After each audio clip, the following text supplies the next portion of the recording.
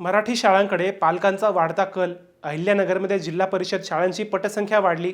अहिल्यानगरमधून शिक्षण क्षेत्रासाठी एक आनंदाची बातमी समोर आली आहे.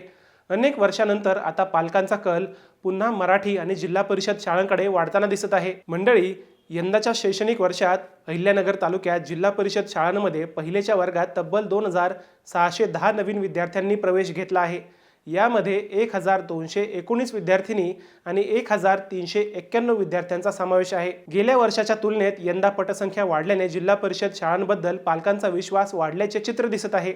या बदलामागे शिक्षण विभागाने राबवलेले प्रवेश अभियान महत्त्वाचे मानले जात आहे. तर दुसरीकडे अनेक ग्रामपंचायतींनी शाळांमध्ये पिण्याच्या पाण्याची व्यवस्था, स्वच्छ परिसर, वर्गखोल्यांची दुरुस्ती आणि आवश्यक शैक्षणिक साहित्य उपलब्ध करून दिले आहे. त्यामुळे जिल्हा परिषद शाळांबाबत सकारात्मक वातावरण तयार झाले आहे. खासगी शाळांमधील वाढती फी, पुस्तके आणि गणवेश खरेदीची सक्ती, तसेच काही ठिकाणी पात्र शिक्षकांची कमतरता या कारणांमुळे पालकांचा कल पुन्हा सरकारी शाळांकडे वळत असल्याचे बोलले जात आहे. एकेकाळी विद्यार्थ्यांच्या प्रतीक्षेत असलेल्या जिल्हा परिषद शाळा आता पुन्हा गजबजू लागल्या आहेत. ग्रामीण भागातील शिक्षणासाठी हा नक्कीच सकारात्मक बदल मानला जात आहे.